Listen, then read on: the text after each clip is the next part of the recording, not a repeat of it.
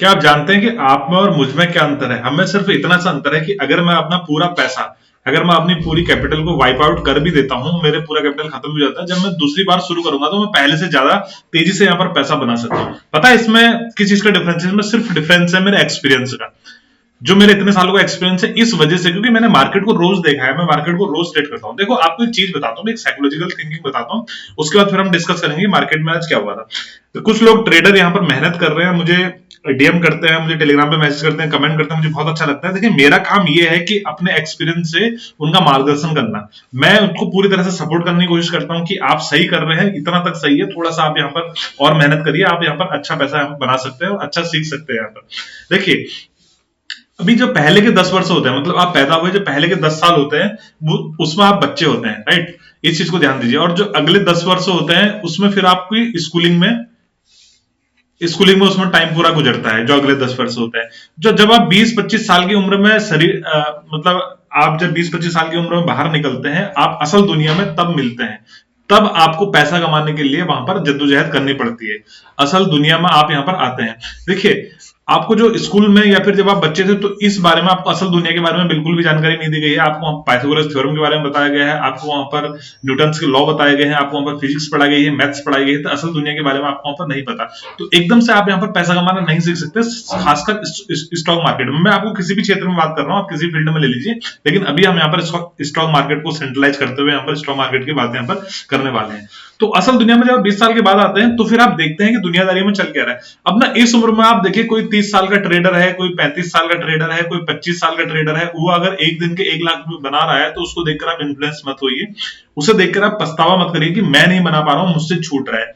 बल्कि आप इस चीज पर कोशिश करिए कि मैं अपने आप को शार्प कैसे करूं, मतलब अपनी स्किल को कैसे बढ़ाऊं, मैं अपने साइकोलॉजी पर कैसे काम करूं, मैं अपने टेक्निकल पर कैसे काम करूं, मुझे यहाँ पर साइकोलॉजी पर कैसे काम करना है ताकि मेरी साइकोलॉजी स्ट्रांग और मैं यहाँ पर अच्छा पैसा बना सकूं। देखिए अभी आपको लाखों नहीं कमाने हैं। अगर आप इस भ्रम में हैं कि मैं अगले साल तक 1 करोड़ कमाऊंगा, अगले साल तक मुझे 50 लाख कमाने हैं, तो फिर आप यहाँ पर पैसा नहीं बना सकते। इस भ्रम में मत रहिए, अभी आप अपने आप को तेज करिए। देखिए जब तक आप अपनी कुल्हाड़ी को तेज नहीं करेंगे तब तक आप अच्छा पेड़ नहीं काट पाएंगे। अगर आपके पास तेज कुल्हाड़ी है तो ही आप यहाँ पर अपना काम अच्छे से कर पाएंगे। तो पहले पहले अपनी कुल्हाड़ी पे धार लगाने पे आप यहाँ पर फोकस करिए, अपने आप को तेज करने की कोशिश करिए, तब जाके आप यहाँ पर पैसा बना सकते हैं। अगर आपने इस समय 1 या 2 साल, आप अभी कितने भी साल के हैं, 25 साल, 27 साल, 26 साल, अगर 1 या 2 साल आपने अभी अपने आप को तेज करने पे लगा दिए, अपने स्किल को डेवलप करने पे लगा दिए, तो आने वाले समय में आप बहुत अच्छा मोमेंटम कैप्चर कर सकते हैं। बस इतना सा अंतर है आप में और मुझ में। आपका अगर 2 स्टॉप लॉसेज चले जाते हैं तो आप बिल्कुल पेनिंग में आ जाते हैं, नेक्स्ट ट्रेड आपका 100% यहाँ पर लॉस में होना होता है। लेकिन मेरा अगर 3 एसएल भी चले गए, क्योंकि मेरा आर बहुत मेंटेन है। अब कुछ लोग कहेंगे कि आप प्रॉफिटेबल हैं इसलिए आपने प्रॉफिट बना लिया, इसलिए आपको फर्क नहीं पड़ता। लेकिन मैं आज भी कह रहा हूं, अगर मैं पूरा कैपिटल भी अपना वाइप आउट कर दूं, मेरा पहला सेंटेंस यही था कि मेरा पूरा कैपिटल अगर वाइप आउट कर दूं, जब मैं नेक्स्ट डे कैपिटल डालूंगा तो मैं दुगनी तेजी से पैसा बनाऊंगा, क्योंकि अभी मेरे पास इतने सालों का एक्सपीरियंस है, मैंने इतने सालों से मार्केट को देखा है और मेरी सबकॉन्शियस माइंड में हैबिट बन चुकी है कि अगर 3 एसएल भी होते हैं तब भी मुझे यहाँ पर कूल रहना है। आज देखिए बैक टू बैक हमारे 2 एसएल हुए, तीसरे ट्रेड में हमने यहाँ पर 150 पॉइंट गेन करे प्रीमियम में।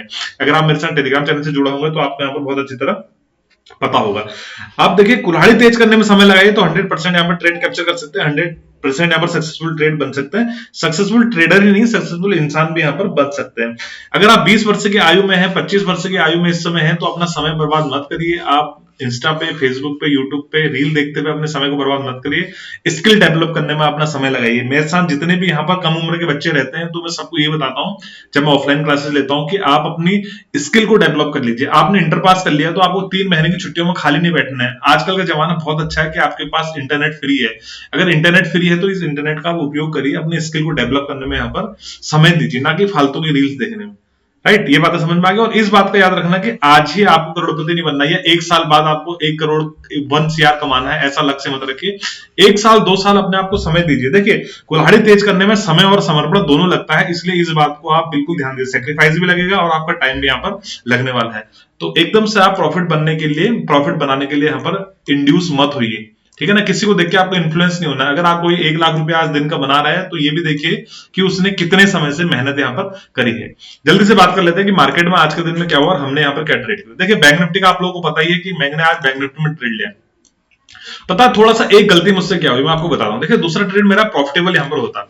पहला ट्रेड की अगर हम बात करें, जब ये हाई ब्रेक हुआ था, तो ये हाई ब्रेक होने पर मैंने ट्रेड लिया, कुछ समय तक प्रॉफिट में दिखाया, टारगेट मेरा थोड़ा बड़ा था, लेकिन मार्केट ने वापस आगे स्टॉप लॉस दे दिया, मैंने 20 पॉइंट का स्टॉप लॉस में ले लिया। सिंपल स्ट्रेटेजी थी, मार्केट ओपन हुआ, ओपन होने के बाद हाई टच किया, यहां पर थोड़ी देर रुका, जब दोबारा हाई ब्रेक करा, रिटेस्ट किया, दोबारा हाई ब्रेक करा, तो देखिए सिंपल स्ट्रेटेजी पे ट्रेड लेते हैं, किसी दिन एसएल जाता है, किसी दिन टारगेट जाता है। जब हमें टारगेट मिलता है तो बहुत अच्छा टारगेट मिलता है, एसएल जाता है तो 20 पॉइंट 30 पॉइंट का एसएल मैंने यहाँ पर दिया, राइट। अब देखिए बैंक निफ्टी सबसे ज्यादा बुलिश था।